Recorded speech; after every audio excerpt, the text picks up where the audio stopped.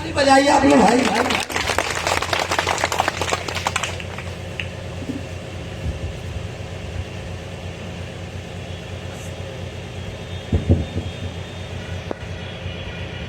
आज की मीटिंग के अध्यक्ष डॉक्टर हवारी जी,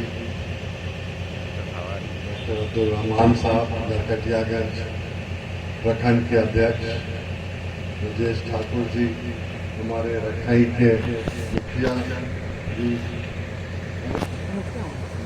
मुखिया नहीं अब्दुल्ला साहब, और मंच पे और बैठे हुए लोग और जो नए कार्यकर्ता या पदों पे जिनकी जो चुने गए हैं, जो यहाँ पे आए हैं, और यहाँ के लोगों भाइयों, बहुत सारी बातें हुई। मैं मुख्तसर तौर से यही बात करना चाहता हूँ कि मैं कौन हूँ, कहाँ से हूँ और इस पागलपन में क्यों आ गया। पागलपन ही कहते हैं ना लोग कहते हैं कि राजनीति गंदी है, चोर आते हैं, सब भ्रष्ट हैं, तो मैं क्या कर रहा हूँ। मेरे परिवार वाले भी हमसे पूछते हैं, तो उसी के बारे में बात करते हैं। मैं लौरिया का रहने वाला हूँ।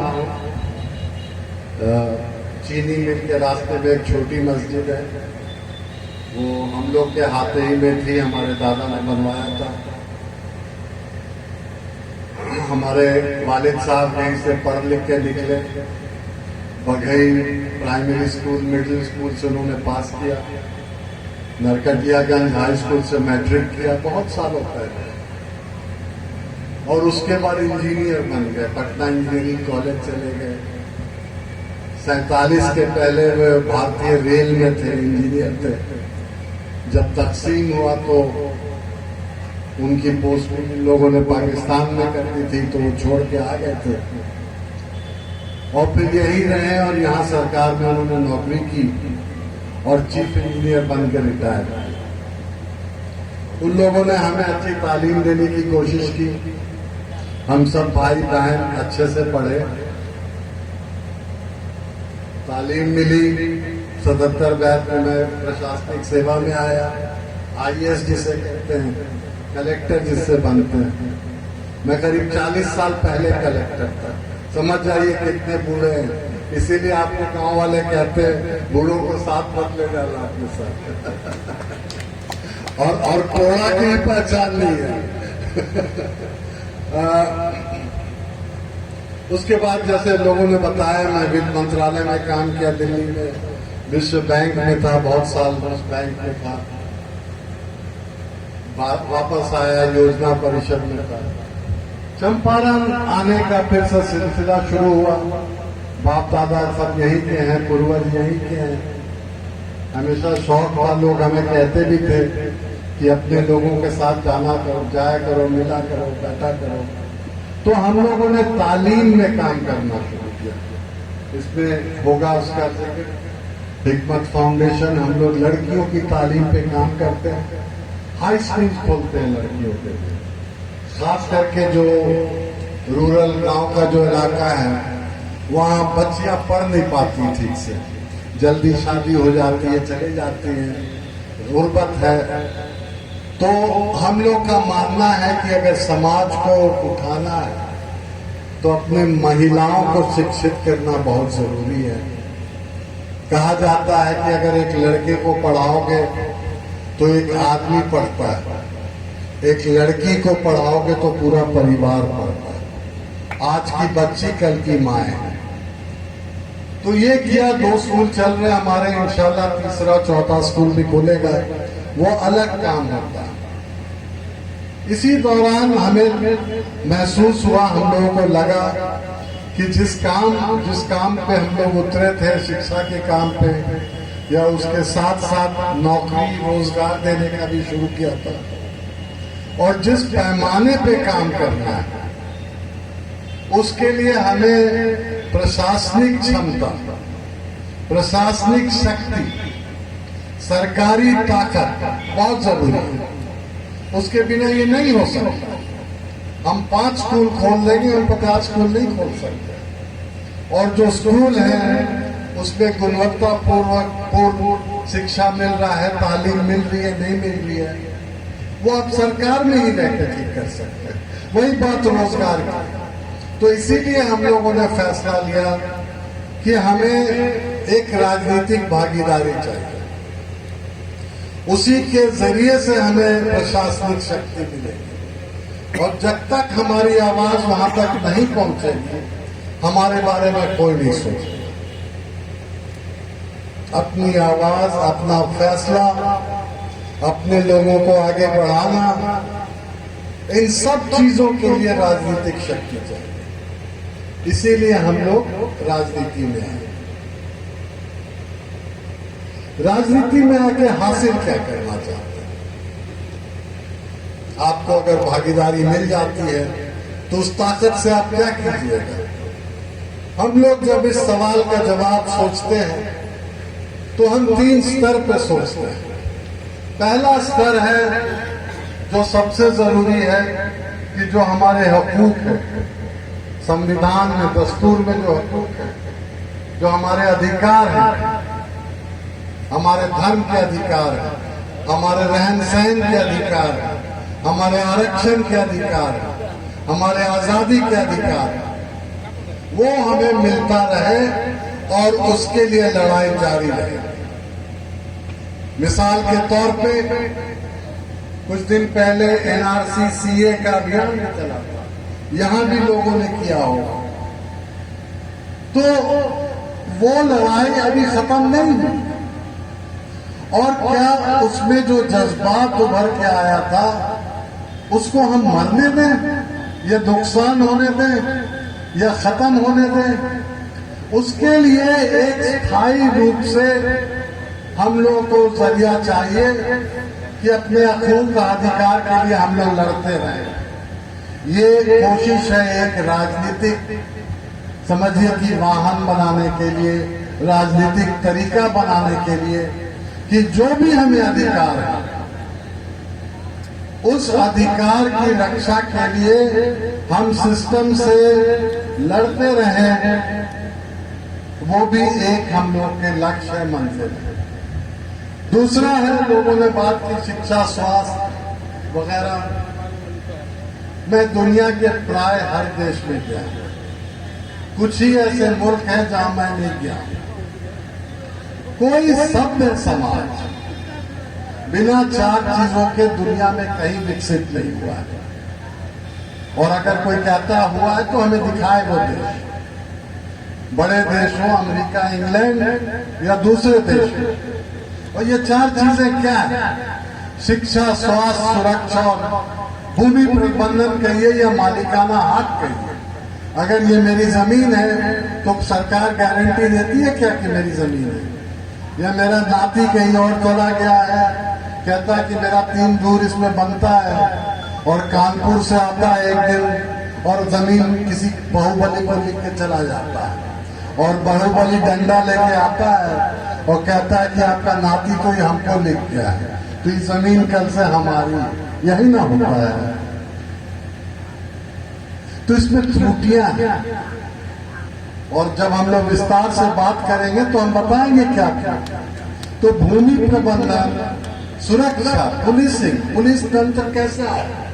क्या अंग्रेजों के जमाने का औपनिवेशिक पुलिस तंत्र है या नागरिक केंद्रित पुलिस तंत्र है? आपका कल्याण उसका मकसद है कि आपको नियंत्रण में रखने का उसका मकसद है? सभ्य समाज में नियंत्रण में नहीं रखते हैं नागरिक को। आपका ख्याल आपकी सुरक्षा के लिए पुलिस होती है, आपको नियंत्रण में नहीं रखते हैं। जो औपनिवेशिक तंत्र होता है उसमें नियंत्रण में रखा जाता है। सबको मान के चलेंगे कि इसने चोरी की होगी, डकैती की होगी, और आप जाइए गिड़गिड़ाइए, न्योरा कीजिए तो हो सकता है 5,000 रुपया लेके छोड़ दे। तो ये सब ठीक कर देंगे। बिना शिक्षा के समाज में जो असमानता है,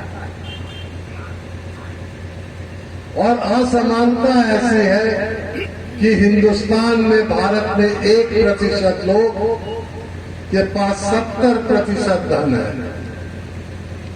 ये सब सार्वजनिक आंकड़े हैं। और ये असमानता शिक्षा से जुड़ी हो। अगर आप शिक्षित नहीं हैं तो आप किसी से नहीं लड़ पाइएगा, किसी से अधिकार नहीं मांग पाइएगा, किसी से बहस नहीं कर पाइएगा।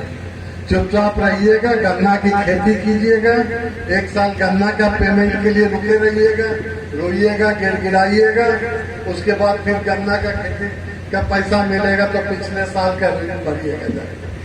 यही ना होता है। आखिरी स्तर क्या है? हमने कहा था 3 स्तर पे हमको काम करना है। आखिरी स्तर है कि चंपारण में कुछ खास परेशानियां हैं। बाढ़ की प्रॉब्लम है, गन्ना खेती की हमने बात की, या इंफ्रास्ट्रक्चर कम है। तो चंपारण विशेष समस्याएं, उनका क्या समाधान है, उसके लिए क्या कोई विशेष आवंटन होना चाहिए, सरकार की तरफ से कोई कदम उठाना चाहिए खास। ये तीसरे स्तर पे हम लोग करने की कोशिश करेंगे। तो ये सब तो ठीक है, तो मुझे क्यों आना जरूरी हुआ? हमने कहा राजनीति पार्टी खोली, जैसे लोगों ने कहा हम दुनिया में कहीं भी रह सकते हैं। फिर हम लोग सोचते हैं कि अगर हम लोग नहीं आएंगे तो कौन आएगा? हमारे पास ताकत है, हमारे पास आवाज है, हमें अभाव नहीं है, खुदा के फजल से सब चीजें हैं, बरकत है अल्लाह का, बाल बच्चे पढ़ चुके हैं। तो हम लोग को आना बहुत जरूरी है।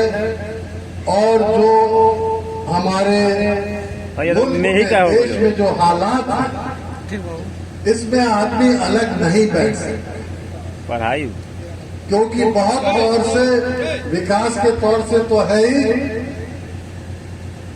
हमारे अधिकार की तरफ से हमारे अस्तित्व पे वार हो और हम इसको बर्दाश्त नहीं कर सकते, इसलिए हमें आना है। बात इलेक्शन की है, राजनीतिक पार्टी है, ये कोई एक समाज अकेले लड़के नहीं कर सकता। इसलिए हम लोगों ने सोचा कि पहले एक सामाजिक गठबंधन बने और उसके ऊपर राजनीति का चादर हो रहा है। इसलिए पुनवासी राम जी से हम लोग की बात हुई। इसलिए हमारे जो जिला के अध्यक्ष हैं मल्लाह जाति से आते हैं, सुरेंद्र चौधरी, कि इन जातियों को अगर हम एकजुट कर ले तो हो सकता है हमें राजनीतिक संघर्ष में कुछ कामयाबी हासिल हो जाए। आखिरी बात मैं यही कहूंगा, हम लोगों के जो समाज है, ठीक है, लोग कहते हैं अक़लियत है, मुसलमान है, दलित है, पर सब लोग बिखर गए हैं अलग अलग। दलित समाज में भी आरएसएस भाजपा का प्रभाव बहुत बढ़ गया है। जो हमारे दलित भाई यहाँ हैं वो इससे सहमत हो। हमारे मुसलमानों के समाज में लोगों से मोह है, लालू मोह है, खुल के बात करते हैं। हमारे साथ में उसके बारे में बात की, पर हम लोग को सोचना पड़ा कि इस मोह से हम लोग को मिला क्या। माने MY कहते हैं लोग, वाई को तो स्कूल मिला, अपना कॉलेज बना लिया, बिजनेस बना लिया, और जिसके पास जमीन नहीं था या तो जमीन खरीद लिया या आपकी जमीन हड़प लिया। और M वाले लोग झुकरई देख के ताली बजाए और आपको बोला कि बड़ा अच्छा लग रहा है, हम लोग भेड़िया को हरा रहे हैं। हम लोग को बोलता है ना लोग कि आप लोग इधर वोट नहीं दीजिएगा तो ऊ आ जाएगा, भाजपा के तरफ दिखा के कि भाजपा को बाहर रखने के लिए वोट दीजिए। जैसे हमारी साहब ने कहा, हराने के लिए मत वोट कीजिएगा। मजबूरी में हम लोग को वोट नहीं करना है। मजबूरी में जो भी फैसला होता है सही फैसला नहीं होता, यह कमजोर फैसला होता है। और उस फैसले का जो नतीजा होता है वो भी बहुत कमजोर होता है। बार बार सबसे कहिए कि हम लोग जीतने के लिए आए हैं, जिताने के लिए आए हैं, किसी को हराने के लिए नहीं आए हैं। हराने के लिए लोग ध्रुवीकरण हो जाता है, सब लोग एकजुट हो जाते हैं। हमको क्या किसी से दुश्मनी, हम तो चाहते हैं कि हमारे अधिकार जो वो हमें मिले, हमारी सड़कें ठीक हो, हमारे बच्चे पढ़े, हमारे घर में कोई बीमार है तो वो वक्त से अस्पताल पहुंच जाए। हम तो चाहते हैं ये सबको मुहैया, तो हम हराने की क्या बात करते हैं।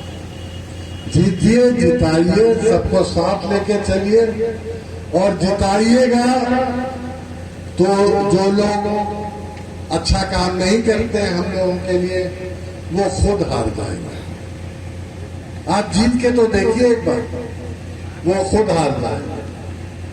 इन्हीं कुछ लफ्जों से डॉक्टर साहब बहुत बहुत शुक्रिया। मैं फिर से आना चाहूंगा, आप लोगों से मिलूंगा, आप लोग की मदद की रिक्वेस्ट कर रहा हूं, गुजारिश कर रहा हूं।